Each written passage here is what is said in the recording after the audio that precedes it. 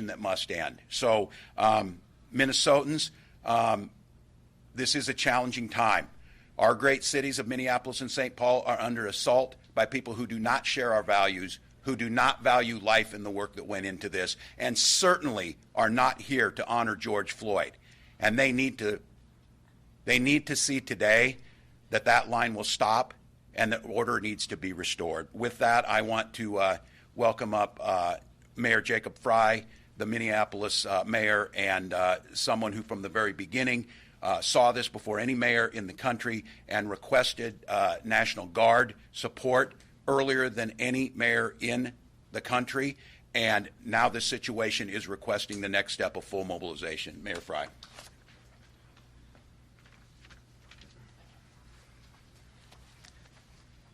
Thank you, Governor. The show of force tonight has got to be about safety, security, peace, and order. Our Minneapolis residents are scared, and rightfully so. We've seen long-term institutional businesses overridden. We've seen community institutions set on fire, and I want to be very, very clear. The people that are doing this are not Minneapolis residents. They are coming in largely from outside of the city, from outside of the region to prey on everything that we have built over the last several decades. The dynamic has changed over the last several days. If you looked at Tuesday, it was largely peaceful protest, the vast majority peaceful, the vast majority of people from our city, with a small group of people looking to have intentional disturbance. Gradually, that shift was made, and we saw more and more people coming from outside of the city. We saw more and more people looking to cause violence in our communities, and I have to say, it is not acceptable. If you're concerned, I get it. If you have family members or friends that are even considering protesting, this is no longer about protesting. This is no longer about verbal expression. This is about violence, and we need to make sure that it stops. We're in the middle of a pandemic right now. We have two crises that are sandwiched on top of one another.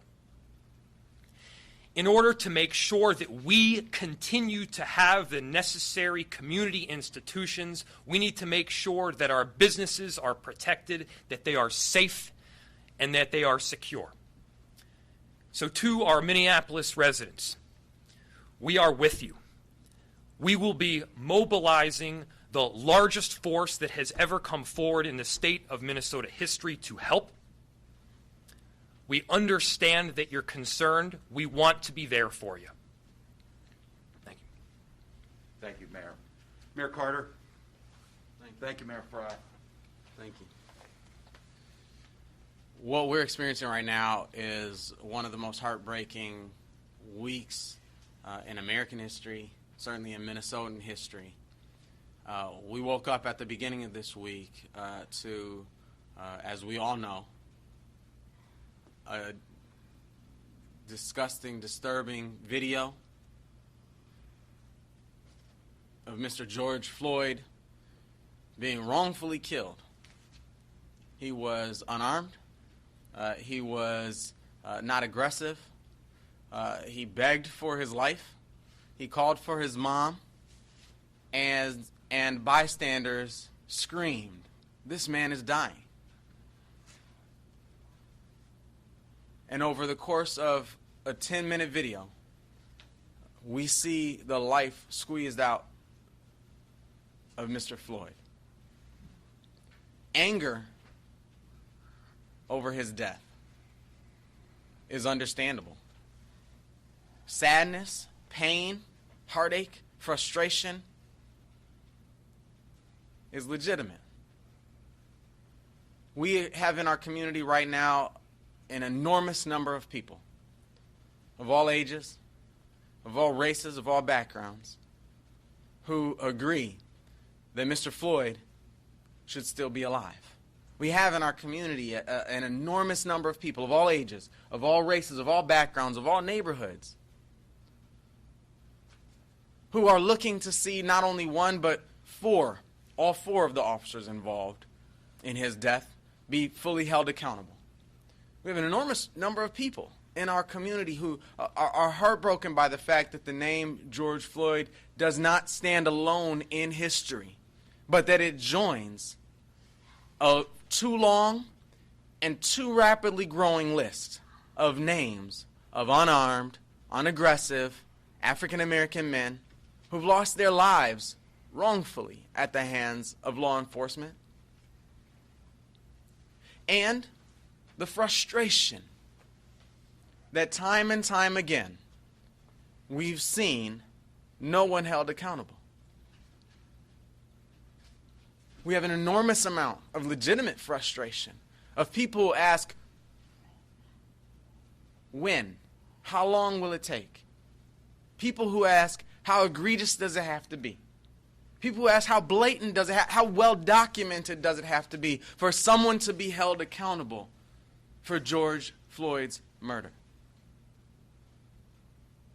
That frustration, that pain is real and it's legitimate. And to all of the people in our community who believe what I just said, who wholeheartedly need the world to hear that Mr. Floyd should be alive, that someone should be held accountable, and that we as a community, we as a culture, we as a society must do everything we can imagine to keep this from happening again, we stand with you. I stand with you. There are many, many ways for us to work together in a constructive manner that builds our communities, that empowers our communities to speak up with a loud voice. The world is listening. There are opportunities for us to do that in a constructive manner. Unfortunately, there are also those among us who would seek to use this moment, who would seek to use his death as an excuse, as a cover, to agitate for the destruction of those same communities that have been most traumatized by George Floyd's death. Those same communities that have been most traumatized by the dual crisis of a COVID-19 pandemic and an economic crisis that we're facing right now. Those same communities are being re-traumatized right now as our black-owned barbershops, as our immigrant-owned restaurants, as our local, generational, family-owned businesses are damaged and destroyed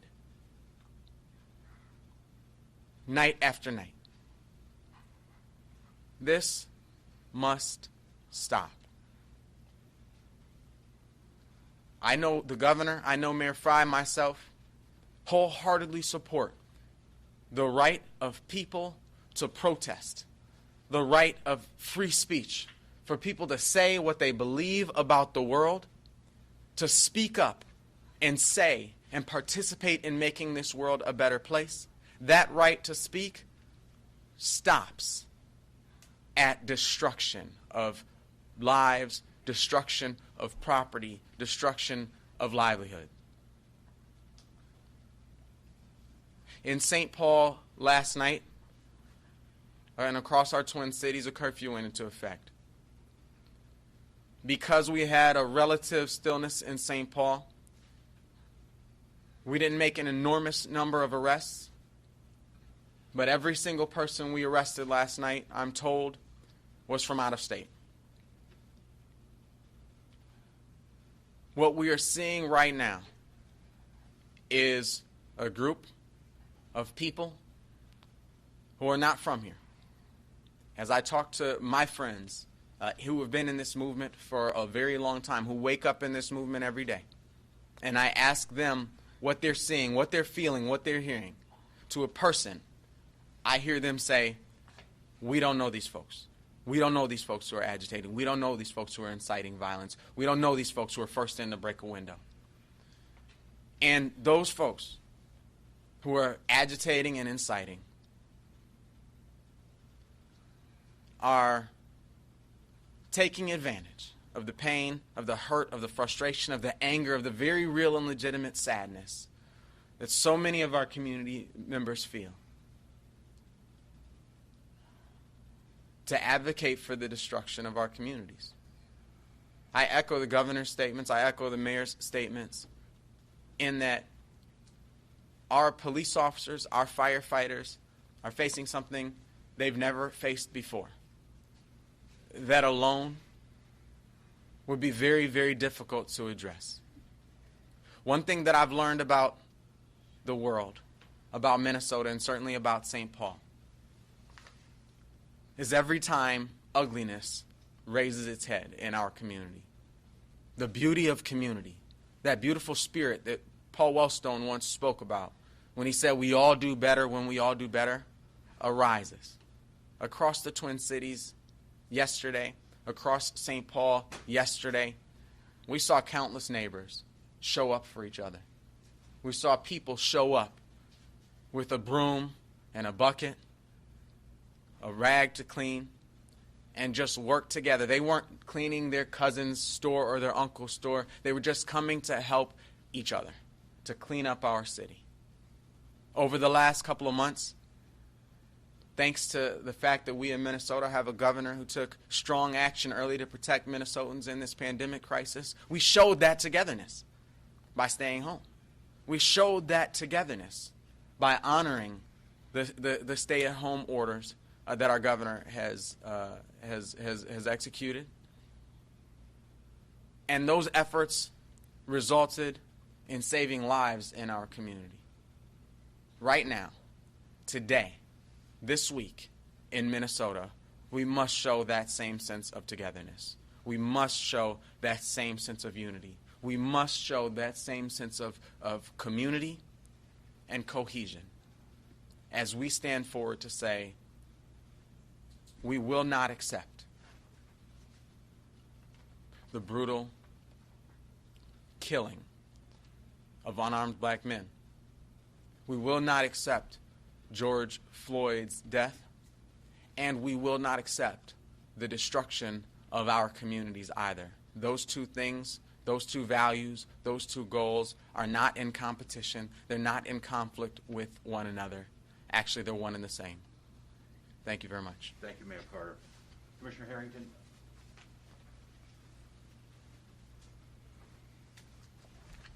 I'm John Harrington, the Commissioner of the Department of Public Safety.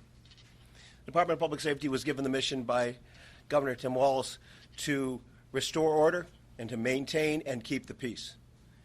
We have assembled the largest civil policing authority in the history of Minnesota. I've been in policing for 40 years, and there has never been a time when I have had as many officers, deputies, and state law enforcement officials come together for a single mission. We are working together under a unified command to make sure that we can be out there to keep the peace. But I will tell you that we have seen a change over the last couple of days. We have seen from the earliest demonstration, which were peaceful demonstrations that were largely demonstrations of where people were trying to express the horror and the trauma of having Mr. Floyd's life snuffed out. I'm not seeing peaceful demonstrations, and I am not seeing, frankly, any empathy or any heart for Mr. Lloyd or for the communities that he loved and the communities he belonged to. Last night, we saw not only a change in the temperament and the approach of what I will call rioters. They weren't demonstrating for a cause. They were not protesting for injustice. They were simply bent on destruction of property, and they were bent on trying to hurt people. And they didn't really care who they hurt in the interim. We had multiple shots fired in both cities coming out of the rioters' group. We had officers and National Guard officers, National Guardsmen and women shot at. We had improvised explosive devices used to injure state troopers, DNR, and others. We saw them break into post offices, and we saw them try and destroy not only public property, but repeatedly set fires to private property with absolutely no, I mean this, absolutely no sense that there were people who, that was not just their shop, it was not just their business, but that was their home. That's where their sweat and blood and life was based out of, and they burned it to the ground with no second thought. We also saw a shift in the numbers last night. As I said, we put together 2,500 public safety folks between National Guard and cops and state troopers and everybody else. That is an enormous number of law enforcement people. And we were confronted with tens of thousands of rioters. Now, let me repeat that. That little group that started out embedding themselves into George Floyd's memorial service is no longer the little group. It is, in fact, the group that is throwing projectiles, throwing batteries, firing into crowds, and setting fires and attacking firefighters, EMS, law enforcement, sheriff's department, and National Guardsmen as they seek to provide safety in our community. We have watched these groups grow both in brazenness, and we've watched them also grow in challenging approaches that we have had to adapt to.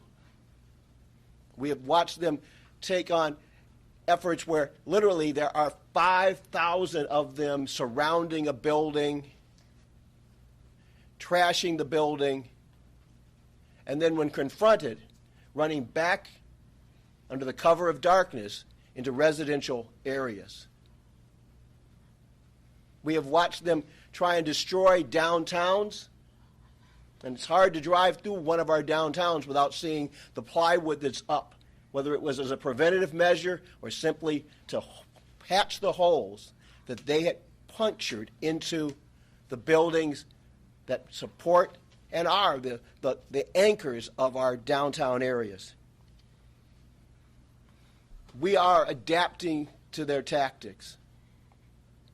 We have made more arrests virtually every day, and we have focused on the fact that as this is not a protest, where this is not a demonstration, while that we will always, and I repeat, always respect everyone's First Amendment rights, those rights stop at the end of a Molotov cocktail thrown into an open business. Those rights stop at the point that you loot the liquor store in the neighborhood. Those rights stop when you loot the gas station, the little mom and pop gas station in a neighborhood. And Minnesota Public Safety and Minnesota's National Guard are gearing up. We are getting bigger, and we are changing our approach because this is intolerable, and we are coming to stop it.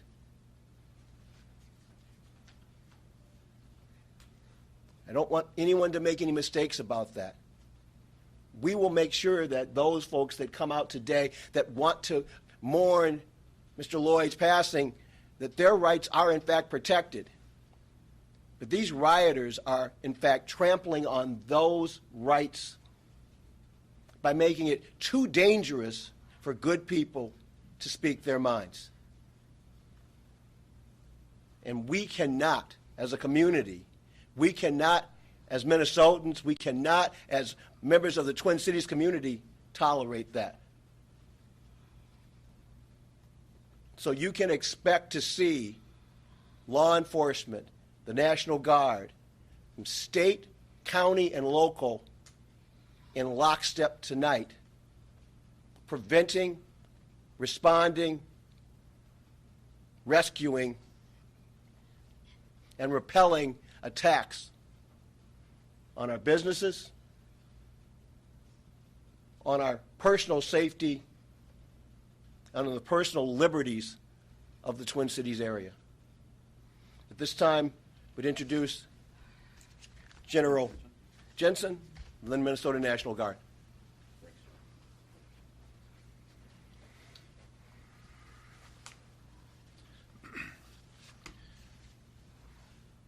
Well, I don't think I could speak with any more passion than the four gentlemen that just spoke in front of me. So what I will do is just give you a quick update on the last 48 hours of the Minnesota National Guard's participation in this operation.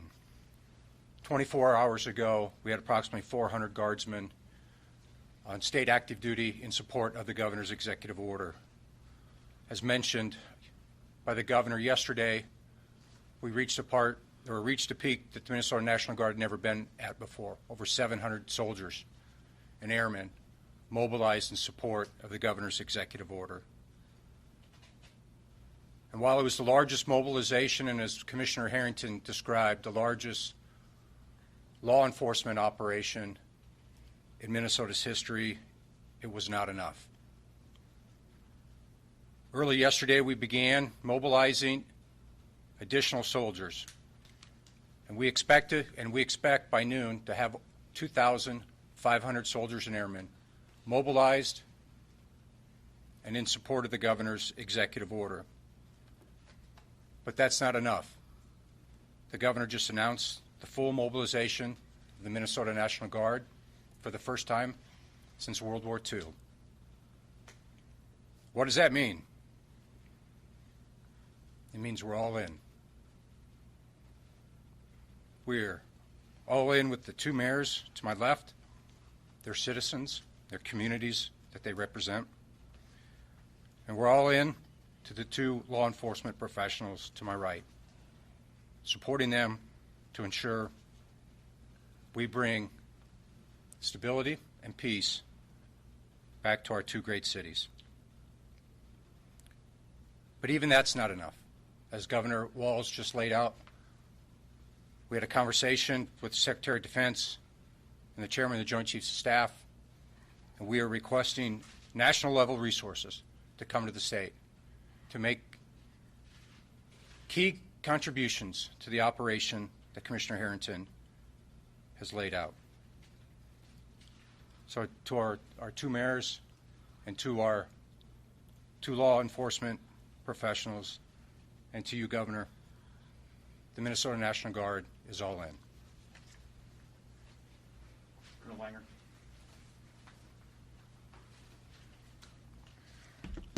Thank you, Governor. I don't intend on rehashing the ground that has been covered by all the folks up here saying the important things they said, but I do stand here as Chief of the Minnesota State Patrol to say that we have done something that we've never done in the history of our organization all the way back to 1929 in terms of the mobilization of our state troopers from all across Minnesota that have come to the metro area to do whatever we can to get back to what we believe in as an organization and as the Minnesota State Patrol, that we reflect our core values of respect, integrity, courage, honor, and excellence. That's who we are, and that's who we believe Minnesotans are too. And our job is to get out there in the middle of the mission that we're confronted with right now, to stop the criminal behavior that we have been seeing and to prevent the criminal behavior that we regretfully anticipate we will see tonight and into the near future. We're working as hard as we can because I've heard from plenty of Minnesotans that they don't like what they see. They don't think that what is going on represents who we are in Minnesota, and they want to help. So we need your support. We need your prayers. And we need your thoughts as we work as hard as we possibly can to get Minnesota out of this current situation and stabilize so that we can move forward and make the state what we believe it should be, one that is safe for every single person who lives or visits this wonderful state. Thank you. Thank you, Colonel Langer. Minnesotans, before I take questions, I think you got an assessment of what's on the ground. I am certainly not going to make light of the seriousness of where we're at.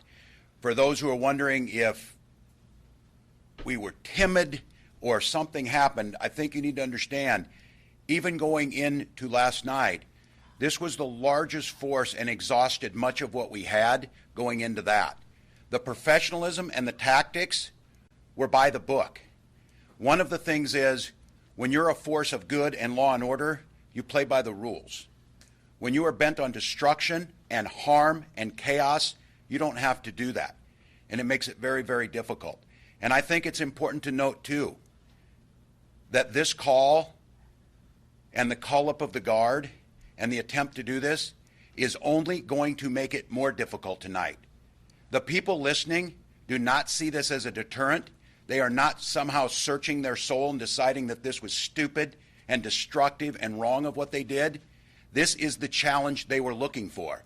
The call will go out to join, and the call will be there to try and break the back of civil society and the people putting it forward. So Minnesotans, I'm not telling you and trying to make this any lighter. This is going to be very difficult. And to set expectations, they will slip away and they will start fires.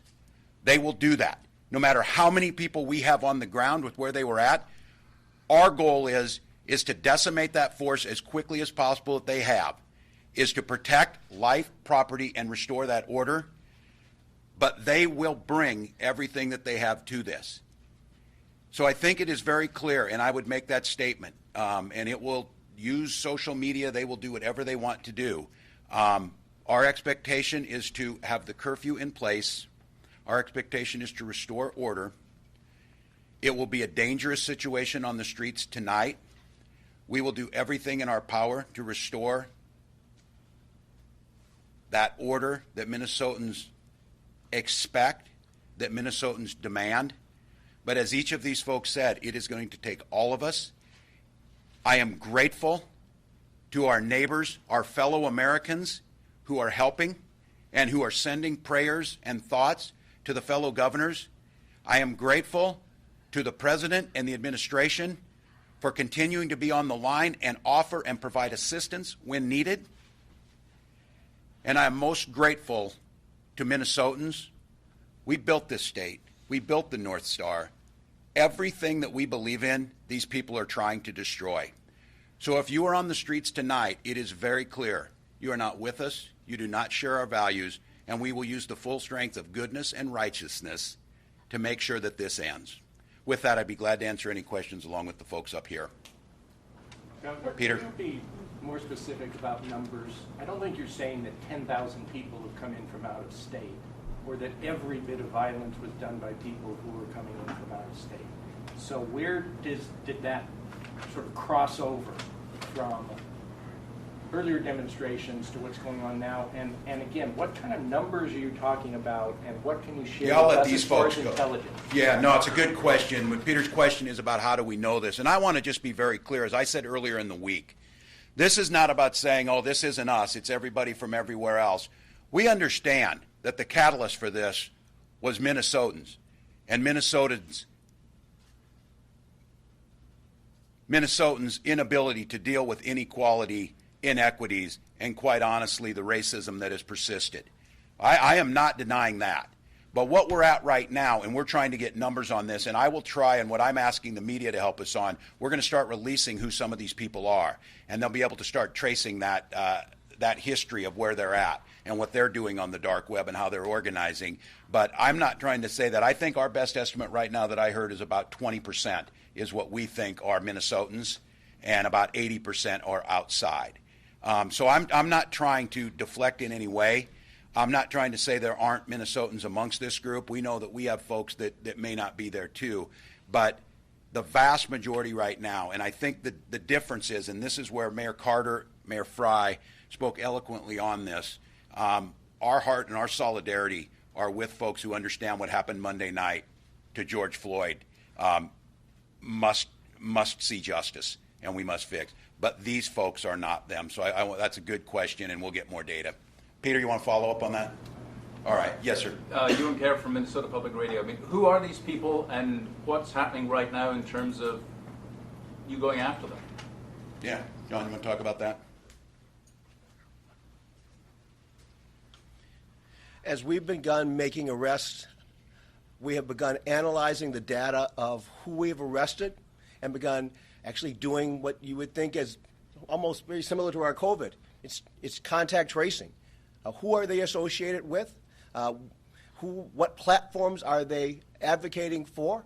And we have seen things like white supremacist organizers who have posted things on platforms about coming to Minnesota. We are checking to see, do the folks that we have made arrests on and that we have information, are they connected to those platforms? We have seen flyers about protests where folks have talked about they're going to get their loot on tonight. And we're checking to see, are they part of an organized criminal organization? And if so, what is that organization, and how are they organized? We have been working with both our state, our county, our local, and our federal partners to start looking at issues around, is this organized crime? Is this an organized cell of terror? Where do these folks, where's the linkage is what we're doing. And so we are in the process right now of building that information network, building that intel effort so that we can link these folks together, figure out what the organizations that have created this, and then just understand how do we go after them legally. That is absolutely part and parcel of our mission. We are, in fact, public safety, and we recognize that there are legal issues that are involved here, but we are not going to tolerate the violence and the destruction that they're using as a cover for the other illegal activity. If I could follow up, you said you're going to release names, you're going to release information. How will that happen? What form? I expect that we'll be able to release some of the names of those folks that have been arrested and some of the background information that we have pulled together, and we hope to be able to do that today. I think putting that in the media, too, is the help on that. And the frustration we feel about who are they, why do they do this, and it was one of the things I've asked them to get this out clearly. Next question, please. Governor, can you talk a bit more about your conversation with Secretary Esper this morning and what we might expect in terms of federal military assistance? Yeah, this is the second conversation in 24 hours with Defense Secretary Esper and Chairman of the Joint Chiefs of Staff, Milley. I was joined on that call by our leadership team, General Jensen being the lead with military affairs. We're looking at what are the resources they have. Is there signal intelligence that we can get from them? Are there things that they can provide us? And then talking about the mechanisms that we use in the National Guard. I think it's really important, again, for folks to think about the uniqueness of our nation of protecting civil liberties is to make sure that civilian control of the military, and especially inside the United States, is carried out by civilians, by citizen soldiers, by National Guard. This goes back to 1804 and the Insurrection Act, and when we redid it in 2007. I was the lead author of it in 2007, so I understand very clearly the militarization of a civilian population is a deep concern. That's why we're accessing, and they're helping us access all these assets through the National Guard and our surrounding states. They also were able to provide their intelligence support of what they're seeing, what they're signal intercepting. They have, obviously, from NSA and others, massive support to be able to see who these operators are. And I think for Minnesotans, as you saw this, and it's been 48 hours playing out, just thinking about this, the wars that we fought to protect our nation, the war on terrorism, all of that, over the last 72 hours, these people have brought more destruction and more terror to Minnesota than anybody in our history. That's who we're up against. When you see them out there wearing a T-shirt or a baseball hat and walking down, that is not who they are. That is not who this is. And so I think it's very clear to change your mindset as we're changing ours, and keeping that line again of the respect for peaceful protesting. It has morphed over the last 48 hours to something very different. Yes? The curfew did little to stop the destruction that happened last night. You're talking about how you're going to change tactics and the amount of law enforcement that you have here, yet we have crews out all night. We didn't see law enforcement till well after 11 o'clock. Yeah, and it's a question I brought to you. It is a sheer numbers. I mean, this is never, there were more law enforcement, and they were actively engaged, as they would tell you, like no time in the 90-year history of that. That's how big this was. One of the things about a curfew is, much like I continue to say, civil society is not maintained just by laws and the threat of punishments. It's maintained by the sense of a social compact that we share the same values. What the curfew does is it gives us a legal authority to make the arrests of people who are out there, to start separating that. So I would just be very clear to people tonight, what I believe, and I think setting the expectations on this, what you've seen in previous nights, I think, will be dwarfed by what they will do tonight. And if you are an innocent bystander going out there tonight, you will be swept up in this. We will do the best. But thinking about the logistics of arresting someone who is in a force, wants to break the line, and what we're talking about is, under the tactics that they use, if we step into a crowd who's someone who threw a Molotov cocktail at us, the minute you do that, they're surrounding those folks. They're making sure and they're cutting us off. They're trying to escalate a situation where deadly force is used, and then chaos ensues. So the question about, are you out there, have you put enough on there? Just to be very clear, the mayor of Minneapolis requested National Guard support earlier than anybody in the country. National Guard was mobilized at a level unseen in Minnesota history by Wednesday morning. The forces on the ground last night were dwarfing anything we've seen from riots, from the Hormel strike, going back in Minnesota history. So you're seeing the sheer numbers of where the protesters were at, and that is our job and what we're doing today to pull in all these resources. But just to be very clear, those who say federalize and bring them in, you're talking about 400 people under that scenario, and also fundamentally changing how we go about policing and striking that balance. So if it were the case, throw everything at this, send out 100,000 people and go out and arrest every one of these people.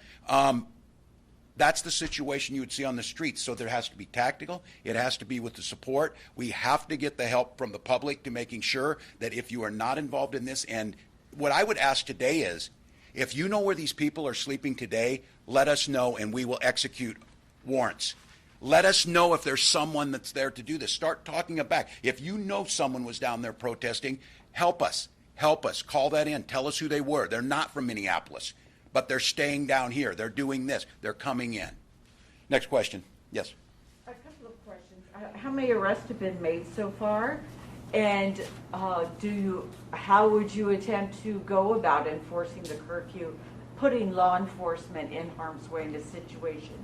I'll say this for the commissioner before he comes up here, and this is one, again, as I think all of us, is being as transparent as possible. I'm speaking to Minnesotans now about articulating a plan. Some of this is going to be the tactics that we use. These folks are very smart. If I tell exactly and he tells you, they will adjust and they will adapt. We changed in 2 nights. They changed with us. So I'll let John talk about the number of arrests and maybe some of the basic techniques you're seeing.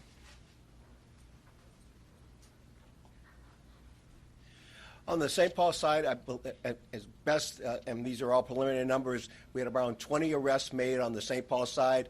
Over half of those were for burglary, and when we talk about burglary, if you can think about those grocery stores and those Walgreens and all of the liquor stores and the pharmacies that have been broken into, as you look at all the plywood that's up and about, they were significant numbers for burglary, and then there was about a third of that total was for curfew violations in addition to that. On the Minneapolis side, I believe there was, once again, close to 20, I think between 15 and 20 there. And once again, much of that was for curfew violations and or for destruction of property. So that's the numbers we have so far. We recognize that that's only essentially St. Paul and Minneapolis. We really need to get both Hennepin County booking numbers, Ramsey County booking numbers, and we recognize that as there were fire bombings done throughout the metro area, that we actually we're going to have to tap into Washington, Dakota, Anoka County also, because we understand that they also had crimes committed in their jurisdictions. Do the mayors agree that anyone out tonight after 8 o'clock is aiding and abetting these folks and providing cover for these folks? And are you telling legitimate protesters to not help provide cover? Peter, I didn't catch the second part of your question there. Are you telling folks in your cities that they are providing cover for this activity when they are out after curfew, and that they should stop doing that? Yes, by being out tonight, you are most definitely helping those who seek to wrong our city. And let me be clear about this curfew. the people in our city, the residents of Minneapolis, they are not abiding by the curfew because they don't want to get arrested. They're abiding by the curfew because they understand that it's the right thing to do for our city. Londoners during World War I and World War II didn't turn off their lights because the government told them to. They turned off their lights because they recognized it was the right thing to do for their city and in their country. And that's exactly the same thing as to what we're seeing right here. And let me be clear about the numbers that we've seen. Early on, there were so many questions about why don't we just arrest our way out of this on Wednesday and Thursday. And why don't we have an officer placed at each and every business? If we were to place an officer at all of the businesses that we were seeing getting attacked and looted, it would be one officer facing, in some instances, 100 people coming in. If they were to arrest one, the other 99 walk right by. We certainly don't want to incite additional violence by triggering some form of force. And so this became a very difficult situation that was not about planning or strategy, but about math. I want to be very clear. We did not have the numbers early on. This was about math. On Wednesday afternoon, I called the governor as soon as I heard from our chief, Arredondo, and requested assistance from the National Guard. We are very appreciative to have those resources. We definitely need the numbers because we can't do it alone. And now that we do have a very concerted and unified contingent right now, and so tonight, yes, most definitely abide by the curfew. We'll need everybody complying. If I could ask Mayor Carter to respond to that. Sure. Yes, thank you. I think we've all made the distinction that there are people who are seeking to peacefully protest, and there are other people who are agitators who are seeking to agitate and incite violence. The problem that we're hearing from a lot of our friends who have been in the movement here in Minnesota for a very long time is that you have somebody who will go forward and break a window or try to start a fire or something, and as the governor mentioned, then go run back behind the people who are trying to peacefully protest and use them essentially as human shields. And so, I hear people saying, the curfew didn't work to stop the incidents that happened last night. To be clear, I don't think there's an expectation that people who are here from out of town to incite violence are going to say, oh, shoot, we can't go out there because the mayor implemented an 8 o'clock curfew. What that's designed to do is separate those well-meaning community members who are heartbroken, who are feeling legitimate anger and sadness, and ask them, as the mayor just said, to stay home, to stay out of that, so that we can separate who are the people in our community who are hurting, who need to be able to peacefully express their First Amendment rights, from who are the people in our community who are looking to break a window or start a fire or create destruction in our communities. So I would echo exactly what the mayor just said. Just by virtue of being out in that space, just by virtue of being a part of a crowd that the people who would hope to destroy our communities can hide in, that, yes, would be aiding those who are attempting to destroy our communities. That's the purpose of the curfew. Thank you. We will gather at noon. I would ask this before we go. We'll gather at noon. 1 second, please. We'll gather at noon with civil rights leaders, members of this movement, folks who understand this clearly, and have them speak to you, too, about this very question. I'm sorry. Please go ahead. One more follow-up question, very important if possible. When you talk about full mobilization, how many National Guard troops are you willing to accept, have you asked for? Can we get specific? This might be a distinction on when you're in the Guard and when you're ready to deploy. Yeah, we have approximately 13,200 Minnesota Guardsmen. Now, all of them are not qualified to be fully mobilized because they haven't conducted basic training or their military occupational skill training. But when the governor tasked me this morning with full mobilization, his expectation is that every soldier and airman, regardless of job, of military job, is available for this operation. So at this time, I don't have a number to give you. The top end, as I mentioned, 13,200. The bottom end is where we are right now, 2,400. So it'll be in between those two numbers as we work through this. Thank you. Last question. So the president has offered federal troops to come in. Has he been consulted with you on that, and are you going to accept it?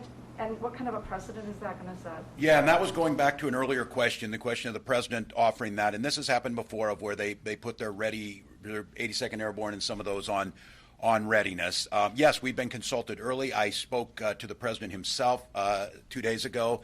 Have spoken twice with Secretary Esper and Joint Chief of Staff Chairman Milley, along with the guidance of General Jensen, about what that would look like. As I said earlier, the resources there provide us in material resources.